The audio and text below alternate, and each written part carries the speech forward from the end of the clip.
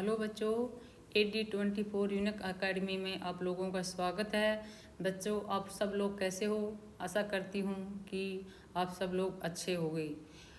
आज हम हिंदी की मल्हार पुस्तक का दूसरा पाठ पढ़ने जा रहे हैं। उस पाठ का नाम है गोल। बच्चों, इस पाठ का नाम पढ़कर आपके मन में कुछ गोल वस्तुओं के नाम या चित्र उभरे होंगे। गोल गेंद, गोल रोटी, गोल चंद्रमा आदि। लेकिन यह पाठ एक विशेष प्रकार के गोल और उससे करने वाले के बारे में है।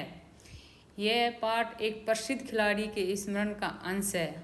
आइए इसे पढ़ते हैं और जानते हैं कि वे प्रसिद्ध खिलाड़ी कौन हैं।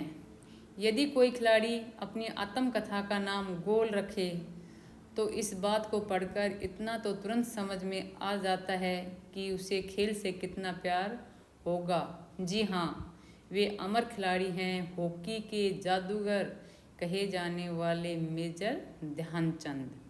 तो अपने देश में हॉकी के जादूगर किसे कहा जाता है? यह है मेजर ध्यानचंद। ये इतने महान हैं कि भारत में उनके जन्मदिन को राष्ट्रीय खेल दिवस के रूप में मनाता है और जिसने लाखों भारतवासी उनके जीवन से प्रेरणा ले सके। इतने महान खिलाड़ी कि भारत का सर्वोच्च खेल पुरस्कार खेल रत्न उनके नाम पर दिया जाता है। तो बच्चों, हम इस पाठ में किसके बारे में पढ़ेंगे? एक प्रसिद्ध खिलाड़ी मेजर ध्यानचंद। वो एक बहुत ही अच्छे खिलाड़ी थे हॉकी के। तो बच्चों, इसलिए आप सबको भी कोई ना कोई खेल जरूर खेलना चाहिए। खेल हमारे लिए बहुत अच्छे होते हैं, हमारे स्वास्थ्य के लिए, हमारे मानसिकता के लिए। खेल से हमारा बौद्धिक विकास, मानसिक विकास सब बहुत अच्छा होता है। हमें पढ़ाई के साथ साथ खेलना भी बहुत ज़रूरी है। जिस प्रकार हम पढ़ाई के लिए अपना समय निकालते हैं, इसी प्रकार कुछ समय हमें खेल के लिए भी निकालना चाहिए और खूब अच्छे से मन लगाकर खेलना चाहिए। हो सकता है बड़े होकर आप भी एक प्रसिद्ध खिलाड़ी बन जाओ।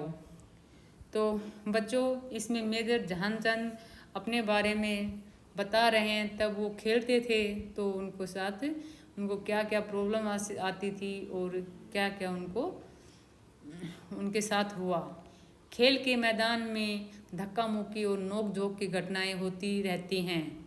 तो इसमें मेजर ध्यानचंद बता रहा है कि जब हम कोई भी खेल खेलते, बच्चों आप लोगों को भी पता है, तो आप लोगों में धक्का मुक्की, लड़ाई झगड़ा छोटा मोटा होता रहता है।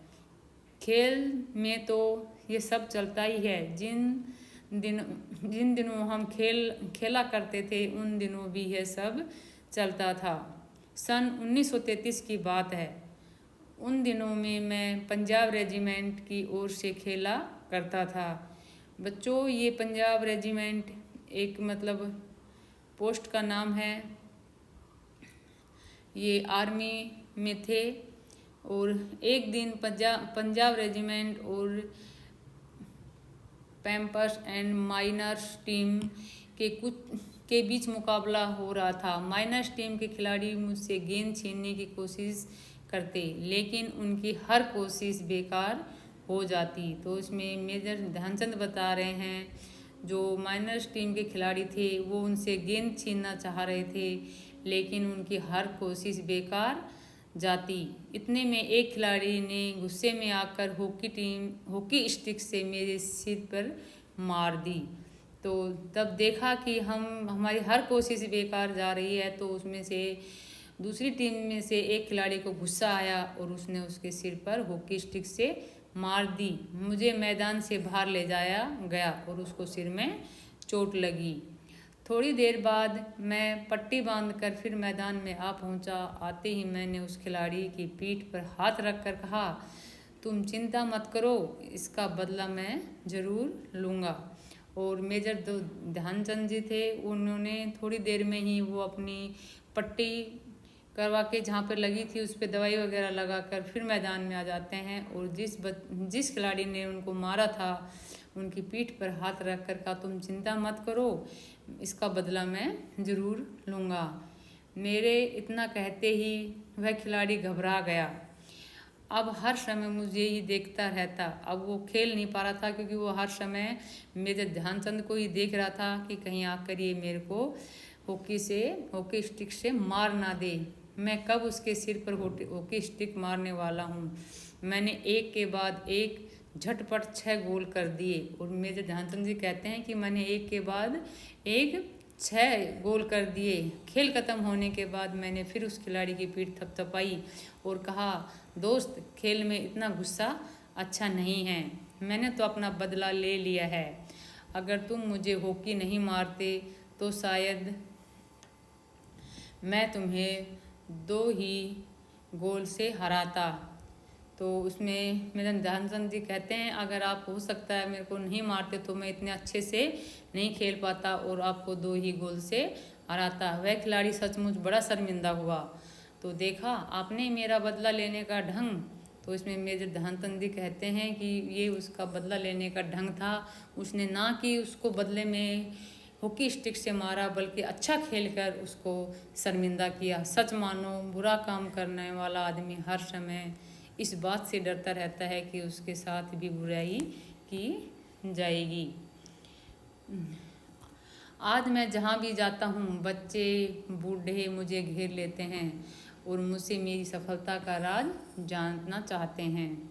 मेरे पास सफलता का कोई गुरु मंत्र तो नहीं है। हर किसी से यही कहता हूँ कि लगन, साधना और खेल भावना की सफलता से सबसे बड़े मंत्र हैं। तो बच्चों, इसमें मेरे ध्यानचंद जी ने सफलता का सबसे बड़ा मंत्र क्या बताया है? लगन, साधना और खेल की भावना। खेल हमेशा खेल की भावना से खेलना चाहिए, बदले की भावना से नहीं। मेरा जन्म सन 1904 में प्रयाग के एक साधारण परिवार में हुआ था। तो इसमें मेजर ध्यानचंद जी अपने जन्म के बारे में और बता रहे हैं। बाद में हम झांसी आकर बस गए। वो कहते हैं कि मेरा जन्म एक साधारण परिवार में प्रयागराज में हुआ था और बाद में हम आकर झांसी बस गए। 16 साल की उम्र में मैं फर्स्ट ब्राह्मण रेजिमेंट में एक साधारण सिपाही के रूप में भर्ती हो गया। तो मेजर ध्यानचंद जी थे जो 16 वर्ष की उम्र में ही आर्मी में भर्ती हो गए थे। मेरी रेजिमेंट का हॉकी खेल में काफ़ी नाम था। तो मेजर ध्यानचंद जी जब हॉकी खेलते थे, उसमें आर्मी में भर्ती हुए, तो जिस रेजिमेंट में भर्ती हुए थे उस रेजिमेंट का हॉकी में काफ़ी नाम था, पर खेल में मेरी कोई दिलचस्पी नहीं थी।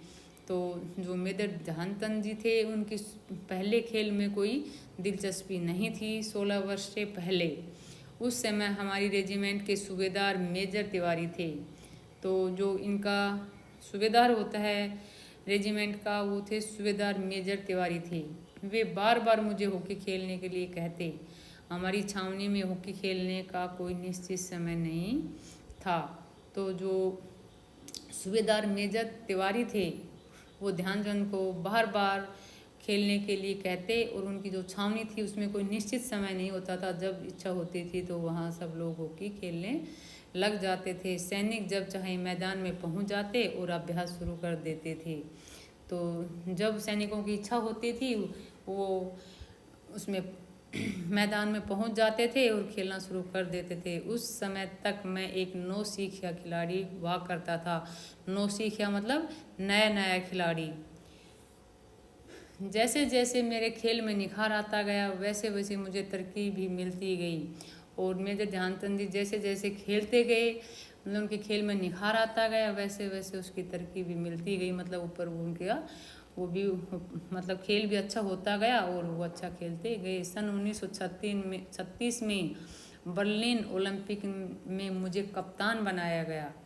और जो सन 1936 में जब हॉकी का मैच वो खेल हुआ तो उसको ओलंपिक में उसे कप्तान बना दिया गया। उस समय मैं सेना में लोन्स नायक था। तो बर्लिन ओलंपिक में लोग मेरे हॉकी खेलने के ढंग से इतने प्रभावित हुए कि उन्होंने मुझे हॉकी का जादूगर कहना शुरू कर दिया। तो बच्चों ये आपके लिए एक बहुत अच्छा क्वेश्चन भी बनता है कि मेजर ध्यानचंद जी को हॉकी का जादूगर कब कहा जाने लगा। तो कब आएगा बर्लिन ओलंपिक में। इसका यह मतलब नहीं है कि सारे गोल मैं ही करता था। मेरी तो हमेशा यही कोशिश रहती थी कि मैं गेंद को गोल के पास ले जाऊं।